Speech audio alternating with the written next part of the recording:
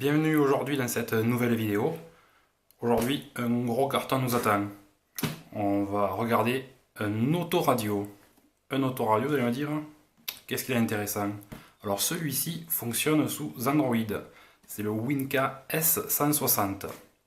Donc comme d'habitude, le tour de la boîte, de la grosse boîte. Donc sur le dessus, nous avons donc le nom, la définition et quelques petits logos avec des fonctions. Sur un des côtés, les caractéristiques principales. C'est un gros carton. Sur un autre côté, toujours les mêmes caractéristiques qui se répètent. Sur l'arrière, rien de particulier. Allez, ouvrons la bête. C'est parti. Alors, déballage. Un premier carton que l'on va mettre de côté pour l'instant. Et l'autoradio lui-même. On va essayer de ne pas le casser de suite. C'est assez lourd. Hop. Toi, par terre. Une première mousse. Une deuxième mousse. Ah, ça vient de loin, alors ils ont bien protégé. Et nous voilà face à la bête. Donc c'est assez lourd, hein. Voilà. Alors on va commencer par le déballage des accessoires. Alors là, ça va être la foire à l'accessoire. Vous allez voir, il y a de quoi faire. Des constructeurs de téléphones et autres tablettes de s'en inspirer. Alors, pour commencer, toujours un guide de démarrage rapide. Il était posé dessus. Hop, c'est parti. Des clés de montage et démontage pour enlever l'autoradio. Bon. Ici, le faisceau principal qui va venir se raccorder à la voiture. Donc, nous avons ici un connecteur, ouais, ça doit être un type FACRA, pour ceux qui connaissent. Et on arrive ici sur un petit connecteur qui va aller sur l'autoradio. Continuons. Ici, nous avons un petit micro déporté pour le kit main libre. Un amplificateur d'antenne. Ici, une prise, ah oui, spéciale, donc c'est pour une caméra de recul, parce qu'on peut éventuellement rajouter donc une caméra de recul sur l'autoradio, avec un connecteur RCA vidéo et des petits câbles d'alimentation. Ici, tout un tas de connecteurs, avec toujours du RCA audio et vidéo. Alors, je trie, voilà, comme ça. Donc ici, nous avons vidéo out, donc une sortie vidéo. Ici, des auxiliaires in pour la vidéo jaune et l'audio. Et ici, des sorties audio 2. Avec ça, c'est bon pour son bonheur. On continue le déballage. Ici, un câble USB, une extension USB. Toc, à brancher à l'arrière de l'autoradio. Et ici, hop, un port USB. Allez, ça me fait du câble tout ça. Ça va rentrer dans la voiture. Et ici, l'antenne GPS. Hop, GPS, antenne. Voilà. Continuons. Petit sachet avec une télécommande. C'est sympa. Touc, touc, touc. Et ici, le manuel. Alors, il y a le démarrage rapide et le manuel. Ça devient assez rare. Donc on va le souligner. Le manuel. On range, on remet tout ça là-dedans et on va passer maintenant directement à la bête. Alors, l'autoradio, le voilà. Hop, on va essayer de bien se positionner ici. Donc, il a un bel écran, donc d'une diagonale de 7 pouces, résolution 1024 par 600, ce qui nous fait environ du 170 ppi. Donc on est loin des smartphones actuels qui rivalisent de PPI, la guerre des PPI, celui qui ira le plus haut. Bon, alors là on n'est pas dans le top du top, mais bon, ça doit suffire sûrement pour l'utilisation en voiture. La technologie de cet écran LCD, c'est pas de l'AMOLED ou du OLED. C'est de LCD capacitif, donc c'est la même technologie que les téléphones portables. Donc c'est plus agréable à l'utilisation que le résistif. Et en plus, il est multitouch, c'est-à-dire qu'on peut utiliser plusieurs doigts pour zoomer, dézoomer, faire des rotations. Voilà. Maintenant, ce qui anime la bête. À l'intérieur, il y a un processeur RK3188 de chez Rockchip. Donc c'est un processeur quad-core, base de ARM Cortex A9, cadencé à 1,6 GHz. Alors ce n'est pas un processeur très connu. On le trouve principalement dans des tablettes, des set-top box, c'est-à-dire des décodeurs ou des box fournis par les FAI, et des PC sur clé USB, des PC on stick. Voilà. Donc on le branche directement sur un écran, sur un moniteur, et on a un petit ordinateur en miniature avec plein de fonctionnalités. Voilà.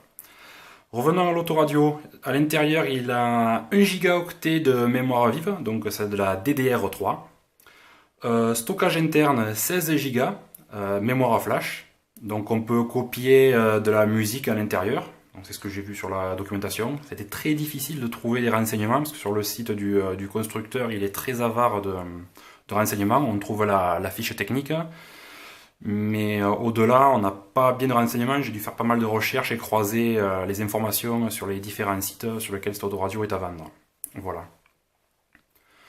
Donc, point de vue connectivité, donc, il dispose du GPS, du Bluetooth, du Wi-Fi et d'un tuner radio accessoirement pour écouter la radio, bien sûr.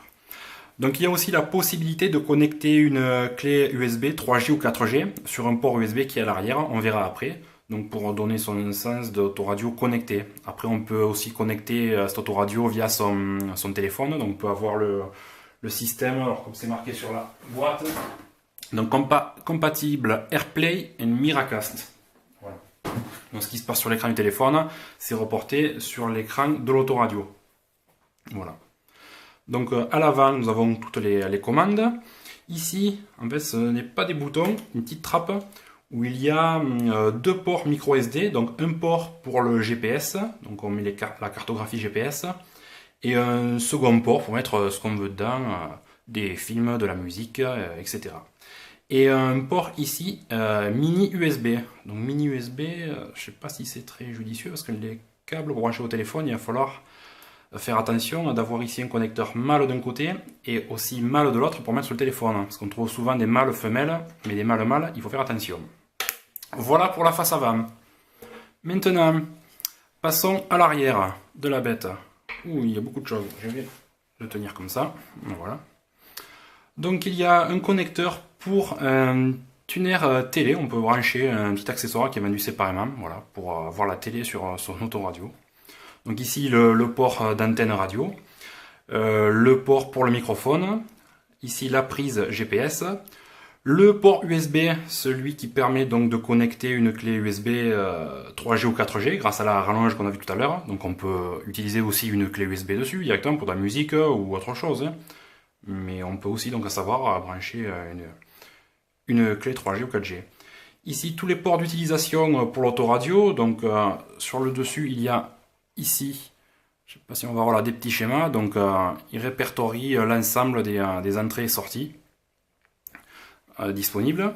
Ici c'est le port principal. Donc normalement avec cette autoradio il est compatible avec la commande au volant de ma voiture. Donc ça je vais le voir. Donc ce modèle est spécifique, c'est le modèle pour les Ford Kuga. Donc a priori c'est compatible. J'ai vu avec le vendeur, on a échangé de nombreux mails et il m'a certifié que la commande au volant était reprise et fonctionnait. La seule chose que je perdais c'était la commande vocale. Bon, c'est une chose que j'ai jamais utilisée sur le poste d'origine. Voilà, parce que les mots-clés, je les connais pas par cœur, c'est pas les mêmes que les téléphones, etc. Donc je voulais pas apprendre. Donc voilà. Tout ce qui compose cette autoradio. Ici, ce n'est pas qu'un lecteur CD, c'est aussi un lecteur DVD. Donc on peut regarder des films dans sa voiture. Bon, chacun aura l'utilisation qu'il veut. Maintenant, le logiciel qui anime tout ça est Android 4.4.4. Donc KitKat. Donc c'est pas la dernière itération d'Android, hein, ça date un petit peu, mais bon, ça devrait suffire pour animer cette autoradio. Donc il faut savoir qu'une grosse mise à jour est prévue au mois de mars sur tous les systèmes fonctionnant donc, à base de S160. Alors, est-ce qu'on va passer sur Android 5.0, le Lollipop ou pas? Ça, on ne sait pas encore. Il y a beaucoup de discussions sur les forums et les développeurs ne lâchent pas beaucoup d'informations. Donc, ça sera la grosse surprise. Bon, ça serait vraiment un beau point, hein. Ça permettrait d'avoir un autoradio vraiment au goût du jour, hein. Bon, même si Android 4.4.4 fonctionne très bien là-dessus, hein, je présume, hein. Donc, on verra au mois de mars. Cette autoradio aussi décode donc les vidéos. Il donne pour décoder tous les formats vidéo, c'est tout simple, ils sont pas sectaires. Supporte donc tous les formats vidéo et supporte surtout le 1080p. Donc là, il s'avance pas beaucoup, je pense, parce que donc comme cet appareil fonctionne sous Android, il suffit de télécharger le logiciel vidéo qui va bien, du MX Player, du VLC, je sais pas, en fait, chacun aura son logiciel préféré. Et évidemment, on va décoder toutes les vidéos. Voilà. Donc, bonne nouvelle, on a accès à Google Play avec cet appareil. Donc, potentiellement, on peut installer tout ce qu'on veut dessus, hein. Par exemple, si on a un adaptateur OBD2, donc c'est ce qui permet de contrôler les paramètres de la voiture.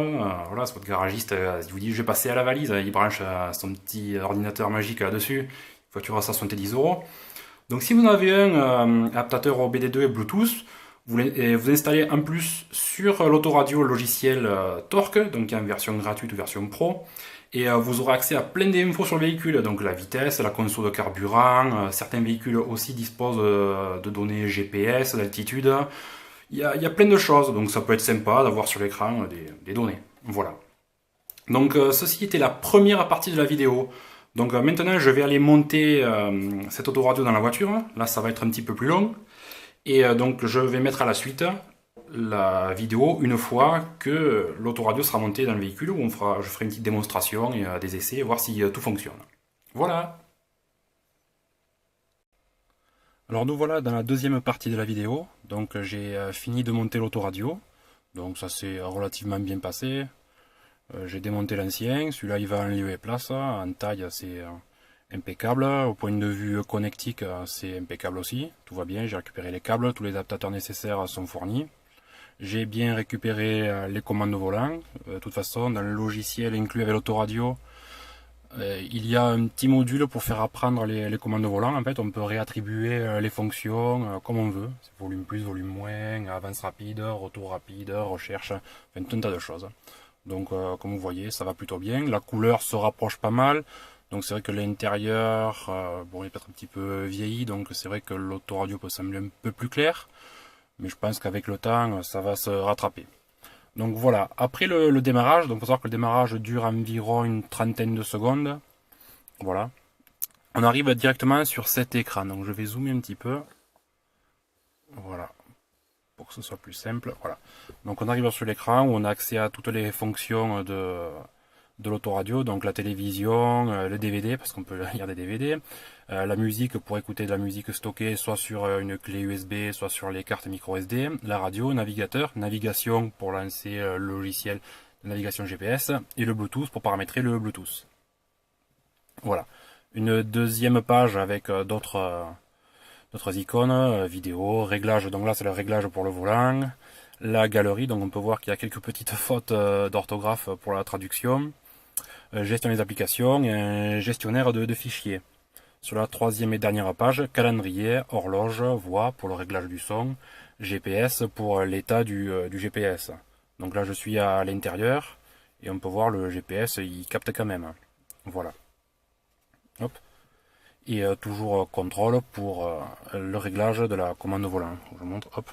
Donc voilà, en fait on peut assigner différentes fonctions à chaque bouton de la commande volant. On fait apprendre, démarrer, on appuie sur le bouton, ok, pas ok, puis voilà. C'est pas mal, c'est pas mal. Par exemple le volant, moi pour la dictée vocale que j'utilise pas du tout, j'ai plutôt mis sur décrocher le téléphone, hein, voilà, pour le main libre. Voilà. Après, sorti de là, il y a une deuxième interface plus Android. Ah, nous y voilà. Donc toujours avec les icônes de fonctions, les applications, les raccourcis d'applications. Donc on a bien accès au Play Store.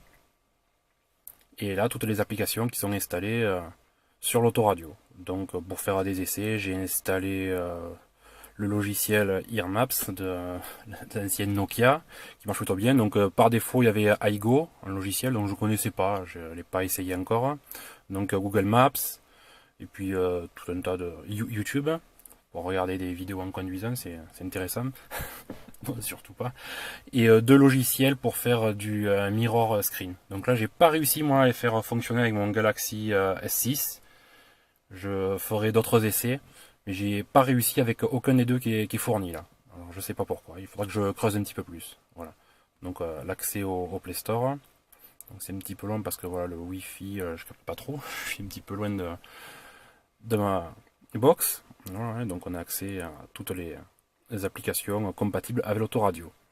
Voilà, par exemple, il y a sur Google Maps, j'ai dû télécharger l'APK, le fichier exécutable indépendamment pour l'installer. Pareil pour EarMaps. Après, les autres logiciels, je les ai trouvés directement sur le Play Store. Voilà, donc on va revenir hop à la page d'accueil. Ici, voilà, donc on peut écouter donc la radio. Donc voilà. Voilà, ouais. Donc j'ai récupéré. Voilà, ouais, Johnny est très content. Hop, voilà. On peut revenir là. Si on veut écouter de la musique donc sur une carte micro SD.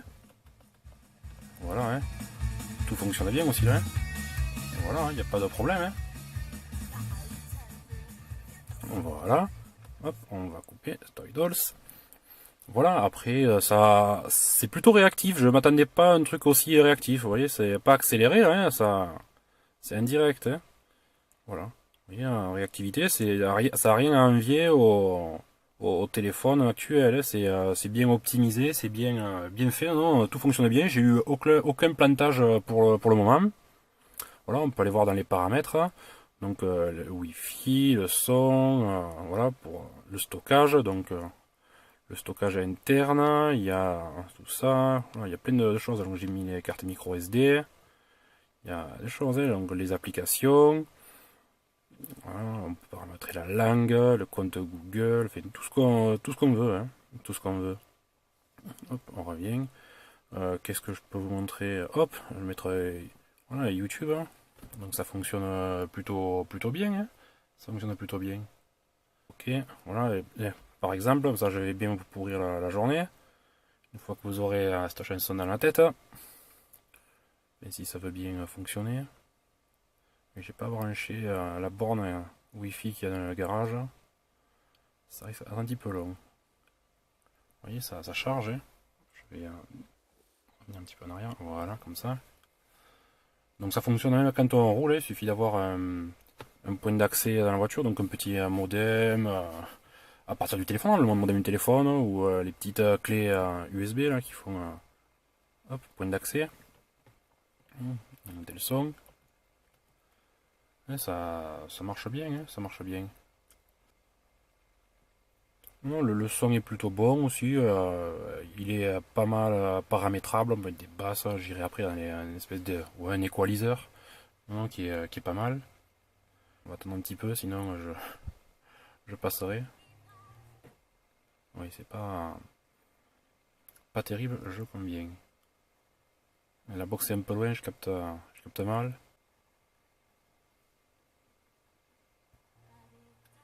Voilà. Voilà. Sentiment. Je vais y arriver à vous la pourrir votre journée. Une fois que vous l'aurez dans la tête, celle-là, vous vous souviendrez de moi. Vous allez la chanter, vous allez voir, c'est pas mal. Voilà. Un petit peu. Voilà, ça fonctionne. Hein. Voilà, bon, on va arrêter là. Hop. Voilà pour ça. Donc je vais revenir ici, encore une fois. Voilà, au paramétrage du son. Donc la voix, voilà. Hop, donc les effets sonores. Hein. On a accès à tout un tas de réglages. Ici, voilà, des pré-réglages. Un petit peu ce qu'on veut, il y a le choix. Les basses, l'effet 3D, les graves. Après, on peut encore régler plein de choses. Hein. Bon, j'ai désactivé les basses, c'était un petit peu trop puissant pour la voiture. Hein. Après, un equalizer, on fait vraiment ce qu'on veut. Hein. Il n'y a pas de souci. Hop.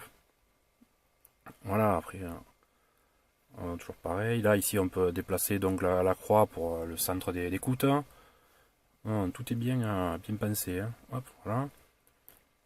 Non, je suis arrivé où là? Voilà. Je peux lancer la navigation, donc soit par le bouton ici, soit avec hop, le bouton sur l'écran. Donc voilà. Ouais. Il faut savoir qu'on peut paramétrer le logiciel que l'on veut hein, avec tous les réglages qu'il y a. Hein. On peut mettre Ear Maps ou ce qu'on veut. Hein. Il me capte en quelques secondes. Hein. Voilà. Ouais. Vous voyez, c'est pas. Voilà, hein, grâce au réglage. Hein. Alors ici, il y a une petite fusée. Je me demandais ce que c'était. Je cherchais un petit moment. Puis bon, après, j'ai essayé d'appuyer. Je croyais que c'était pour décoller avec la voiture. Mais non, on décolle pas. En fait, on vide, voilà, on vide la mémoire. Bon, toujours une petite faute d'orthographe. Hein. On vide la mémoire, en fait. Voilà, et on a accès ici, hein, les multi-applications. Hein, puis on peut les arrêter comme on fait habituellement. Hein. Voilà, donc c'était une présentation rapide hein, de cette autoradio, hein, Winca S160, je répète.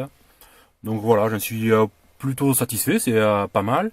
Donc l'installation s'est bien passée. J'ai plus galéré au niveau passage des fils pour faire ça proprement et pas à l'arrache. Hein, pour l'antenne GPS par exemple, que j'ai positionné juste au-dessus du rétroviseur central, intérieur. Le micro, pareil, j'ai mis un petit peu sur la gauche pour la fonction main libre. Donc voilà, c'est un appareil qui me convient. Je verrai à l'utilisation plus poussée. Mais c'est pas mal, non, c'est vraiment un appareil sympathique. Ça change de. J'avais un vieux Sony qui lisait les MP3, mais juste stocké sur l'appareil. Donc si je voulais écouter des MP3 de mon téléphone, il y avait bien une prise jack dans la voiture, mais le niveau sonore était tellement bas, il fallait monter à fond, c'était pas terrible. Voilà, avec celui-là, je peux écouter en Bluetooth directement, il n'y a pas de problème. Il y a même une prise jack à l'arrière de l'appareil que j'ai ramené dans la coudoir. Donc là j'ai mis un petit coup de perceuse, j'ai fait ça très proprement, un peu de perceuse, un petit coup de lime, et j'ai intégré un port USB sous la coudoir. Là je mettrai une petite photo. Voilà, donc rien de plus à dire sur cet appareil. Donc si vous avez des questions, vous pouvez les laisser toujours dans les commentaires. Je réponds, il n'y a pas de problème, vous le savez. Et puis je vous dis à bientôt pour une nouvelle vidéo, et toujours avec l'accent du sud. Allez, ciao!